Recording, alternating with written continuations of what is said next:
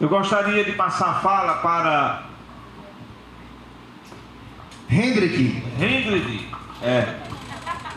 Hendrik. Sou eu mesmo. Pronto, pois não. Vamos lá, boa noite a todos. Essa audiência foi inicialmente agendada para as 14 horas, estamos aqui às 18h26. Começamos às 15. Começamos às 15, ou seja, temos uma hora a mais, então aí para a noite adentro, né? Vocês quem sabe. O que é que acontece? O tempo realmente é algo muito interessante que a gente não tem como negociar com o tempo. Ele simplesmente passa, não é? Nós temos aqui 24 horas por dia, independente de sexo, credo ou qualquer outra coisa a mais. Então, aí vem a questão, deputados presentes, da necessidade do planejamento. Então, nós temos 24 horas por dia e tudo vai depender de como a gente utiliza esse tempo, né? Eu fiz algumas anotações aqui, tentarei ser breve. No caso do município de Lauro de Freitas, e aqui o senhor Eduardo Topazio citou algo que eu já tinha anotado aqui, o tema de hoje é os impactos ambientais nas bacias dos rios Joanes, Ipitanga e Pojuca. E nós temos diversos temas importantes e que estão diretamente ligados com esse tema de hoje. A exemplo da questão da habitação, como o senhor Eduardo Topazio citou. Em Lauro de Freitas, dos 417 municípios do estado da Bahia, Lauro de Freitas é o segundo em densidade demográfica. Ou seja, nós temos muita gente para pouco espaço. E isso, na questão do planejamento urbano, nós temos aí um crescimento horizontal, né? Bairros, localidades muito adensadas, e temos também um crescimento vertical. Áreas que muitas vezes 2, 3 casas são vendidas e são construídos condomínios. Isso está acontecendo, isso continua acontecendo e está diretamente ligado com a questão do planejamento urbano. Imagina-se uma cidade em que, e aí eu peço ao deputado, por favor, não sei como o senhor vai fazer isso, mas fica aqui o meu pedido, é importante que lá nos dados do IBGE tem um asterisco informando de onde veio aquele dado. Porque como o Tiago falou aqui, e eu utilizo muito os dados do IBGE, mas eu tomei um susto quando eu apresento aqui dizendo que Lauro de Freitas tem 85% e meio, né? A cidade tem um saneamento de 85% e meio. Eu não sabia disso, é um dado bastante, fiquei feliz. Eu saí daqui feliz se não fosse o Tiago que me trouxesse um pouco para a realidade. Tiago disse, em nome da Embasa, que é 40%, né? Ou seja, metade do que o IBGE disse. E nós utilizamos o IBGE como fonte. Então é interessante ter um asterisco ali informando que aquilo ali é autodeclaratório, não é verdade? Porque a gente que estuda utiliza o IBGE como fonte e toma um susto desse.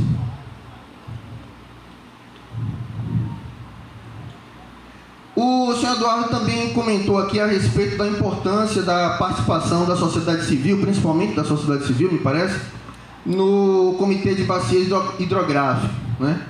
Eu fui membro do comitê, inclusive ocupei a vice-presidência do comitê representando a sociedade civil.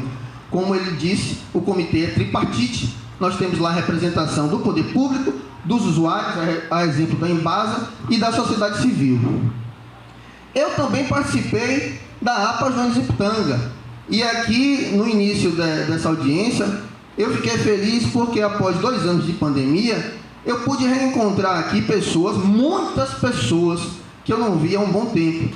E são as mesmas pessoas que há muitos e muitos anos falam praticamente as mesmas coisas, como eu estou falando aqui. Então, assim, praticamente nós estamos falando para nós mesmos há muitos anos, entendeu? As mesmas coisas.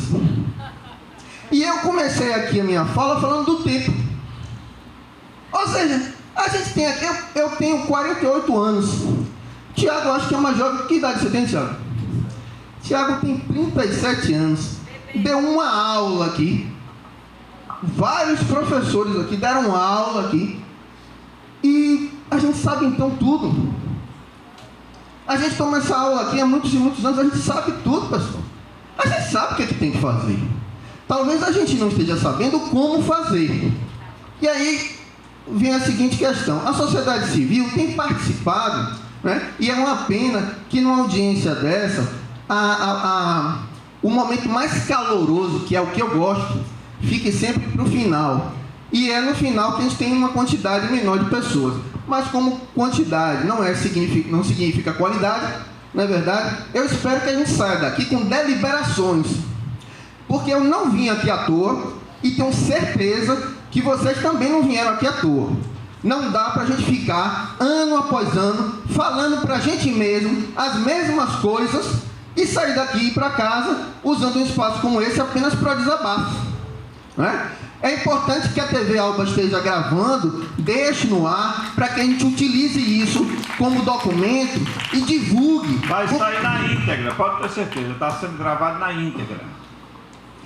Pois é, porque assim, a gente já está aqui de novo. Esse mesmo auditório eu participei de inúmeras reuniões da APA Joanes de Pitanga. Aí quando Flora disse que cansou, Flora, eu vou propor o seguinte: nós temos aqui vários representantes da sociedade civil, nós somos humanos, nós cansamos. Vamos combinar para a gente não cansar ao mesmo tempo. Quando você cansar, você avisa, que aí outra tropa entra em ação, né? Porque se coincidir, nós teremos um problema grave aí. Se a sociedade civil cansar ao mesmo tempo, aí é que nós vamos ter um problema. Porque é a sociedade civil que está bancando, na verdade, né, essa luta, não só com relação ao meio ambiente, com relação a todos os outros temas que a gente considera importantes, já há bastante tempo. E outra, quando a gente participa, professor Eduardo Topazio, desses diversos fóruns, não só o comitê, mas a APA, os conselhos que não funcionam, aqueles conselhos que são criados e são desativados, a sociedade civil paga para participar. Diferente do usuário da Embasa, o Tiago trabalha para a Embrapa, ele recebe salário. Os parlamentares ou aqueles representantes do Poder Executivo, nós, sociedade civil, pagamos o salário. Mas a sociedade civil paga para participar. Porque a gente paga a comida, paga o transporte, a gente deixa de trabalhar para ir lá. Então, pelo menos em respeito aos que estão pagando duplamente, porque a sociedade paga ao poder público para ir e paga para ir. Então a gente está fazendo isso ano após ano. Hoje, quem é que está com a chave das portas? A gente só pode sair daqui com a deliberação do que vamos fazer. E eu trouxe aqui algumas propostas. Os conselhos precisam funcionar. E aí eu peço, já que o senhor é deputado, está presidente da Comissão de Meio Ambiente, e é uma comissão estadual. Então o senhor tem gasolina no tanque para percorrer esse estado. Como hoje o tema está limitado a essa região aqui, eu vou pedir então que o senhor veja com a sua equipe de assessores para percorrer essa região aqui e fiscalizar, porque o poder legislativo também tem essa função de fiscalizar o executivo, fiscalizar o funcionamento dos conselhos. Os conselhos têm fundo. Esse fundo precisa ser aplicado na destinação correta. Uma outra proposta aqui é a criação de uma agenda, porque perceba só, quando a gente fala de tempo e de planejamento, não adianta a gente sair daqui sem saber quando é que a gente vai se ver de novo. A gente precisa definir uma agenda aqui, da próxima reunião. E a próxima reunião não pode acontecer no ano que vem, no mês que se comemora o Dia do Meio Ambiente. Eu não quero acreditar que nós só estamos aqui porque o mês de junho se comemora o Dia Mundial do Meio Ambiente. Eu não quero acreditar que nós estamos aqui porque esse ano é ano de eleição. Então, nós precisamos de uma agenda a curto prazo para avaliar o que é que foi feito do dia de hoje até a próxima reunião. O que foi feito, o que não foi feito e por quê. É uma proposta simples. Eu acredito que nós temos perfeitamente condições de colocar isso em prática. Não estou pedindo nada complexo. É avaliar o que foi feito. Bom, eu anotei bastante, mas eu não quero ocupar o tempo de vocês, mesmo porque eu quero ouvir a sociedade civil. Muito obrigado. Muito bem.